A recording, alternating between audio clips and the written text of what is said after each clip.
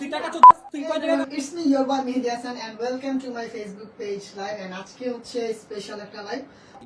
এখন আমরা আপনাদের জন্য ওয়েট করছি, আমাদের দর্শকরা যখন যুক্ত হবে আমাদের সাথে, তারপর আমরা লাইভটি স্টার্ট করব। ইয়াসিন হোসেন ওই ভিডিওটা প্রকাশ করার পর মেহেদী হাসান এবং রাকিব হোসেন দুজনে লাইভে আসেন। লাইভে এসে সবাইকে অবাক করে দিলেন। এদিকে মেহেদী হাসানের বড় বোন শান্তা হোসেন রাকিব এবং মেহেদীকে নিয়ে একটা ফেসবুক স্ট্যাটাস দেয় ইয়াসিন হোসেনের ওই ভিডিওটা পাবলিক করা নিয়ে। আজকে আমরা এই ভিডিওতে জানবো ইয়াসিন হোসেনের ওই ভিডিওটা প্রকাশ করার পর রাকিব মেহেদী কি বললো। আসসালামু আলাইকুম, হ্যালো গাইজ, আপনারা সকলে কেমন আছেন? আশা করি আল্লাহর রহমতে আপনারা সকলে ভালো আছেন এবং সুস্থ রয়েছেন। চলুন আমরা ভিডিওতে সম্পূর্ণ ততটুকু জানি। ভিডিওতে সকলে লাইক করেন, আর যা যা এই ইউটিউব চ্যানেল নতুন দর্শক হচ্ছেন চ্যানেলটি সাবস্ক্রাইব করেন প্রতিদিনের আপডেট পেতে। আমরা সবার প্রথমে মেহেদী হাসানের স্ট্যাটাসটা দেখি।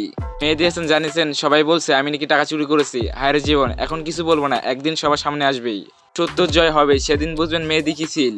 মেহেদী হাসানের সেই ভিডিওটা নিয়ে মিথিলার রহমান লেখেন, ঠিক এইভাবে আমাদের সঙ্গে বাজে কাজ করে, পারিবারিকভাবে মেটানো যায়, সেখানে মহিলা টিম নিয়ে এইভাবে অত্যাচার করে। এবার চলুন আমরা দেখি মেহেদী হাসানের বড় বোন শান্তা হোসেন কি জানিয়েছেন। এটা হচ্ছে মেহেদী হাসানের বড় বোন শান্তা হোসেনের ফেসবুক স্ট্যাটাস। চলুন আমরা পড়ে আসি। শান্তা হোসেন লেখেন, মেহেদী একটি ভিডিও সামাজিক যোগাযোগ মাধ্যমে শেয়ার করা হয়েছে, যেখানে ইউটিউবার রাকিব হোসেন মেহেদীর গায়ে হাত তুলছে বা মারছে। কিন্তু কেন মারছে? মেহেদী কি সত্যি রাকিবের টাকা নিয়েছে? মেহেদীর এই ভিডিও দেখে আমরা মানসিক অসুস্থ হয়ে পড়েছি, আর মাও অসুস্থ হয়ে পড়েছে, কারণ আপনার আদরের সন্তানের গায়ে কেউ হাত তুলছে, তা দেখে কোনো মাথা ঠিক থাকতে পারে না। আমরা এই ভিডিওর ব্যাপারে কিছু জানতাম না, রাকিবের ভাগ্না এই ভিডিও করেছে। শান্তা হোসেন আরও জানেন মেহেদীকে চক্রান্ত করে এমন করেছে। মেহেদীর বাবার টাকা দিয়ে বাইক কিনেছে, রাকিবের টাকা দিয়ে নয়। প্রমাণ চাইলে মেহেদী ইউটিউব চ্যানেলে আপলোড করা আছে। সে টাকা চাইছে, কিন্তু এখনো সে টাকা দেয়নি। সবাই তাকে চেনে বড় ইউটিউবার নামে। শূন্য থেকে সবকিছু শুরু করেছে মেহেদী হাসান। দিন রাত পরিশ্রম, সপ্তাহে প্রায় প্রতিদিন তাদের ভিডিও করতে হতো, সেই অবদানের কথা ভুলে গেছে। টিমটা গড়ে তুলেছে ওরা সবাই, তা না হলে কেউ তো রাকিবকে চিনতো না, তা না হলে কেউ তোর মতো রাকিবকে চিনতো না। আমাদের হাতে কোনো প্রমাণ ছিল না, তাই আপনারা বলেছেন মেহেদীর দোষ আছে। হ্যাঁ, মেহেদীর দোষ। অন্তরা জানতে চেয়েছে রাকিবের বাবা কত বিয়ে করেছে। ইয়াসিনের রিসেন্ট পোস্ট দেখবেন, বলছে সবাই 2টা করে বিয়ে, দ্বিতীয় বিয়ে খারাপ কিছু না, এটা কি কোনো অপরাধ?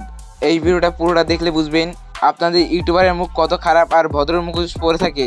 মেহেদীর কথা ইন্টারভিউতে কখনো কারো দোষ বলে নাই। সরি টু সে, আমি এত ভালো হতে চাই না। ওদের ভিডিওতে সব আগে সাজানো নাটক থাকে, কে কি করবে, এইসব বাইক দামি গিফট দেওয়া, এইসব মানুষ দেখানো নাটক। ইয়াসিনকে যে বাইক দিছে সেটাও ইয়াসিনের টাকায় কেনা ছিল। আরও অনেক সত্য বের হবে পরের ভিডিওতে। আল্লাহ যেমন সত্য সামনে এনেছেন, তেমনি তোর বিচারও করবে রাকিব। মেহেদীর বড় বোন শান্তা হোসেনের পোস্ট দেখে আপনাদের কি মনে হয় অবশ্যই কমেন্ট বক্সে মতামত জানান। এই পোস্ট শেয়ার করে মেহেদী হাসান লেখেন, আমার দোষ, তবে সত্য জয় হবে ইনশাল্লাহ। ইউটিউবার রাকিব হোসেন বা টিম রাকিব হোসেন এখনো কোনো ধরনের জবাব দেয়নি, তবে রাকিব হোসেন স্টুডিও দিয়ে জানান নেক্সট ট্রিপ কোথায় গেস করতে বলেছে।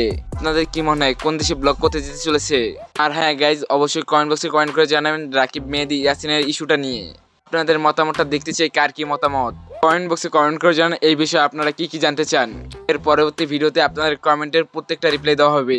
আমার একটা ছোট্ট প্রশ্ন, বর্তমানে রাকিব এবং ইয়াসিনের কন্ট্রোভার্সি হচ্ছে, তবে ইয়াসিন কেন মেহেদীর ভিডিও পোস্ট করলো? মেহেদী ইয়াসিনকে তো এখন বর্তমানে একসঙ্গেই দেখা যায়। সে যে ভিডিওটা পোস্ট করছে সেটারও কাট করা। এদিকে সোশ্যাল মিডিয়াতে দেখা যায় মেহেদী এবং তার মা অসুস্থ, তবে আসল রহস্য কি?